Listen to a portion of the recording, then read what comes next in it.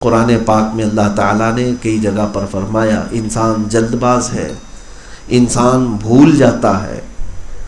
اکثر یہ جو ہمارے پاس صدمے آتے ہیں یہ ہمیں بار بار یاد دلاتے ہیں کہ تمہیں واپس لوٹنا ہے۔ بزرگوں نے فرمایا ہے کہ جب تمہاری زندگی میں کسی عزیز کا انتقال ہو جائے، یا تمہارے مال میں کچھ خسارہ ہو جائے، یا تمہاری طبیعت خراب ہو جائے، تو سمجھ لینا یہ تینوں علامتیں ہیں، الارم ہے جو اللہ تعالیٰ تمہیں ہدایت کی طرف پھر سے بلا رہا ہے۔ تمہارے عزیز کا انتقال ہوا تو سمجھ جاؤ کہ میں بھی جانے والا ہوں۔ جس طرح میرا بھائی چلا گیا، میری ماں گئی، میرا باپ گیا، یا میرا بیٹا یا میرا رشتہ دار گیا ہے، اسی طرح سے جب تمہارے مال میں خسارہ ہو تو تم لوٹ آتے ہو اللہ کے حضور۔ یہ تمہارے لیے اللہ تعالیٰ موقع دیتا ہے کہ پلٹ آؤ۔ یا پھر بیماری آئی تو خوف ڈر کہ پتہ نہیں اس بیماری میں مر نہ جاؤں۔ تو میرے عزیزوں، بارہا ہماری زندگیوں میں رب تبارک و تعالیٰ یہ الارم دیتا ہے کہ تم میرے بندے اور میری طرف آنے والے ہو، لیکن انسان اتنی جلدی بھولتا ہے کہ میت کو دفن کرنے کے 3 دن کے بعد وہ اپنے معمولات میں ہے۔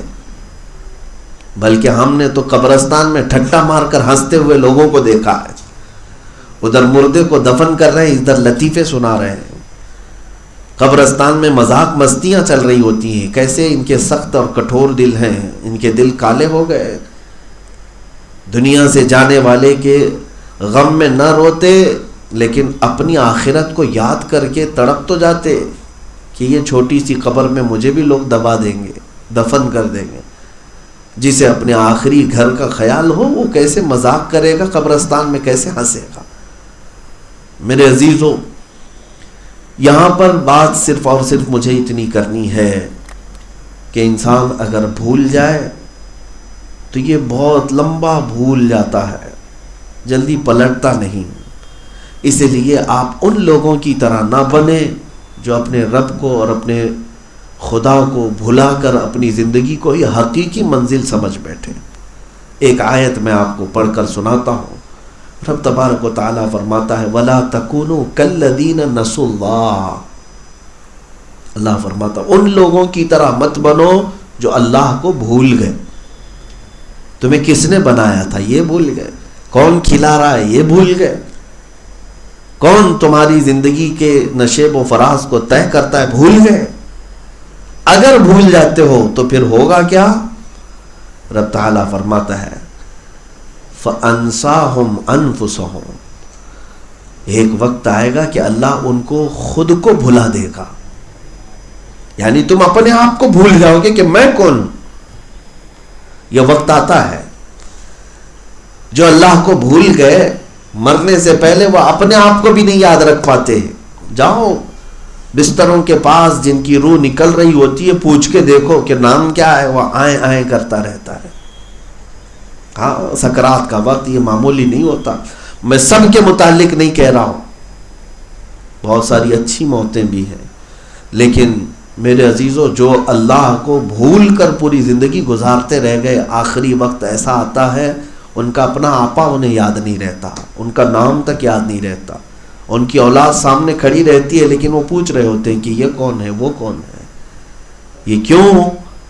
وہی قرآن پاک میں اللہ نے فرمایا کہ جو اسی زندگی کو حقیقی سمجھ بیٹھے اور اللہ کو بھول گئے، اللہ تعالیٰ انہیں ان کے اپنے آپ کو بھلا دیتا ہے۔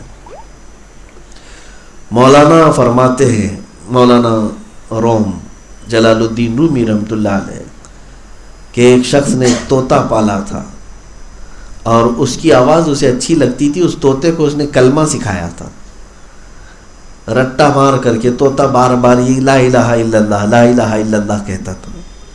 طوطے سے اسے بڑا پیار تھا۔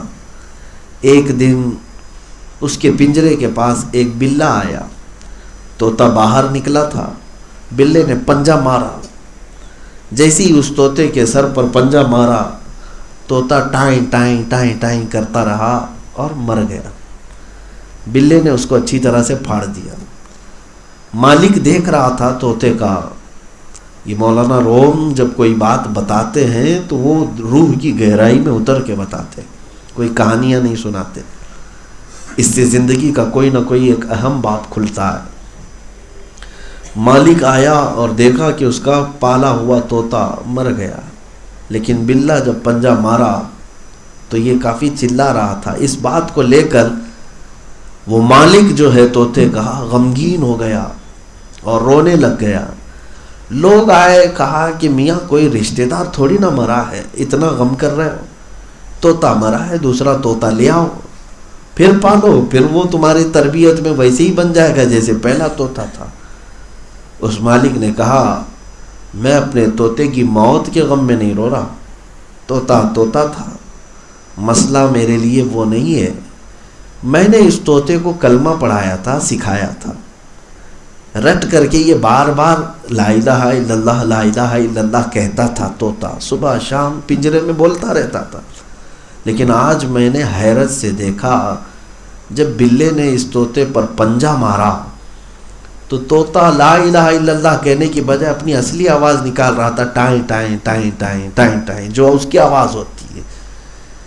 تو یہ مالک کہتا ہے کہ میں نے اتنے سالوں جو محنت کیا وہ چیز ہی میں بھول گیا، جب پنجہ اس کے اوپر پڑا مجھے اس بات کا خوف ستا رہا ہے کہ جب ملک الموت کا پنجہ ہم پر پڑے کہیں ایسا نہ ہو کہ گناہوں کی آواز آ جائے اور کلمہ ہم بھول جائے۔ ہوتا ہے میرے عزیزوں، ہوتا ہے۔ بعض لوگوں کے متعلق سنا گیا ہے کہ جب ان کی روح نکلنے کا وقت قریب آیا تو وہ گانے گانے لگ گئے، کسی کو گالی گلوچ کرنے لگ گئے، گالی دینے کی عادت تھی بچپن سے، بات بات میں گالی دیتے تھے۔ کسی نے کلمہ پڑھنے کے لیے کہا ایک بوڑھی عورت کو تو وہ گالی دینے لگ گئی، ایسی گالیاں کہ پھر وہ کفریات تک بھی پہنچ سکتی ہیں، خدا کو گالی دینا، اللہ کو گالی دینا، یا اس کے سامنے جس کا ذکر ہو اس کو گالی دینا۔ انسان اپنی اصلیت پر آ جاتا ہے مرنے کے وقت، لیکن یہ حالات ان کے لیے ہیں جو زندگی میں اللہ کو بھولے رہے، اور قرآن یہی کہتا ہے۔ اور ایک آیت ہے 16ویں پارے کی، اللہ تبارک و تعالیٰ فرماتا ہے کچھ لوگ قیامت کے دن اٹھائے جائیں گے اندھے ہو کر، وہ پوچھیں گے ربی لما حشرتنی اعمی وقد کنت بصیرا، اے اللہ میں تو اکھیارا تھا دنیا میں، آنکھ والا تھا، لیکن آج تو نے مجھے اندھا کر کے کیوں اٹھایا؟ قال ربی لما حشرتنی اعمی وقد کنت بصیرا، رب تعالیٰ فرماتا ہے وَكَذَلِكَ أَتَتْكَ آيَاتُنَا فَنَسِيتَهَا وَكَذَلِكَ الْيَوْمَ تُنْسَى، اے میرے بندے دنیا میں میری بہت ساری نشانیاں تیرے پاس آتی تھی، تو بھول جاتا تھا، میری آیتیں آتی تھی، میری طرف بلانے والے آتے تھے، انہیں پیٹ پیچھے ڈال دیتا تھا، اسی طرح آج بھی تجھے بھلا دیا گیا ہے، تیری آنکھیں ختم کر دی گئی ہیں۔ اعمیٰ کا مطلب صرف آنکھوں سے اندھا ہونا نہیں ہے، بلکہ پورا میموری پاور ختم ہو جانا، ختم ہو جانا۔ ایک بات کی طرف آپ نے کبھی توجہ کیا، میں اس سے قبل بھی شاید آپ کے سامنے رکھا ہوں، کہ دنیا میں جو ایگزام ہوتا ہے نا، امتحان ہوتا ہے، وہ بڑا سسپینس رکھا جاتا ہے، اس کو ظاہر سی بات ہے بہت سیکیور بھی رکھا جاتا ہے، تجسس ہر ایک کو رہتا ہے، 10ویں والے ایگزام دے رہے ہیں، 12ویں والے دے رہے ہیں، ارے 7ویں والے دے رہے ہیں، لیکن کیا پرچے میں آنے والے کوشچن پتہ ہی نہیں، ڈسکشن چلتا رہتا ہے، تیاریاں چلتی رہتی ہیں، ٹیوٹر جو ہے ہر ممکن سوال کا جواب انہیں سکھا رہا ہوتا ہے یہی ہے، کوشچن پیپر پتہ نہیں ہے، اسی بات کی تو سارے طلبہ تیاری بھی کر رہے ہوتے ہیں، پتہ نہیں، اور اگر لیک ہو گیا تو ایگزام کینسل، دوبارہ پیپر بنے گا۔ لیکن حیرت ہوتی ہے ایک ایگزام ایسا ہے جس کے کوشچن بھی پورے عام کر دیے گئے ہیں، وہ ہے قبر کا امتحان، سوالات کیا کیا ہیں وہ بھی بتا دیے گئے، من ربک ما دینک ما کنت تقول فی حق ھذا الرجل، 3 ہی سوال، تو تیرا رب کون ہے، تیرا دین کیا ہے، اور حضور کے بارے میں تو کیا کہتا تھا۔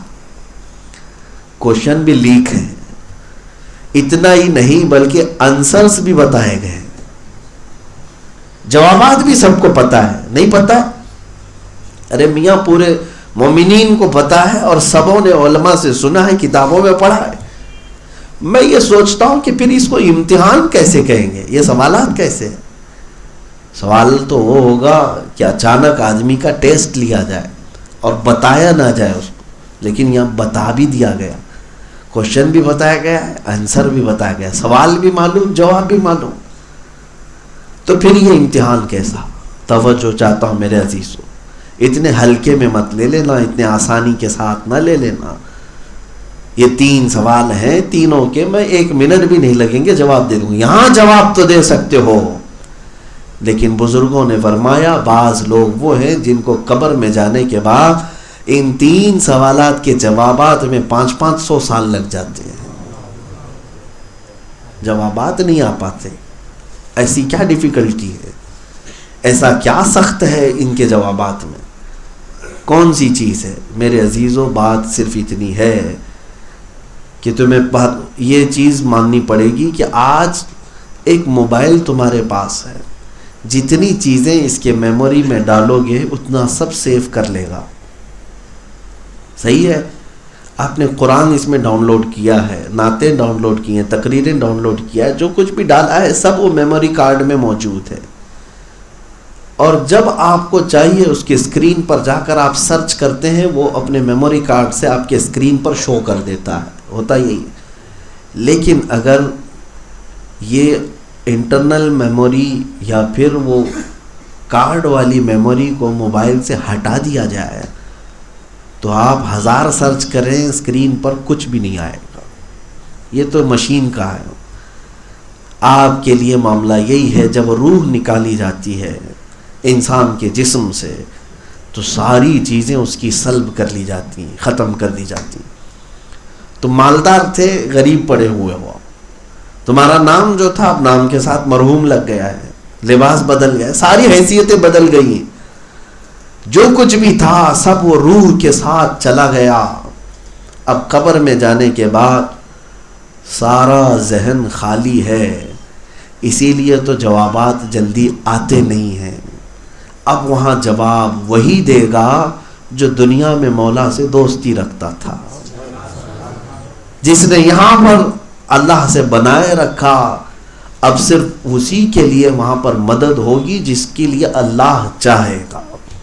اللہ اپنے فضل سے جس کے لیے ذہن کشادہ کر دے اور اس کے جوابات اسے عطا کر دے، کیونکہ جس نے روح نکالا ہے وہی اس بات پر قادر ہے کہ وہ روح نکالے جانے والے بندے کے اندر پھر سے وہ طاقت و قوت عطا کرے کہ وہ جوابات دے سکے۔ عزیزان گرامی وقار، اتنی بات تو طے ہے، تمہارے ہاتھ میں نہ دنیا میں کچھ ہے نہ قبر میں کچھ ہے، جو کچھ ہوگا وہ فضل مولا سے ہوگا۔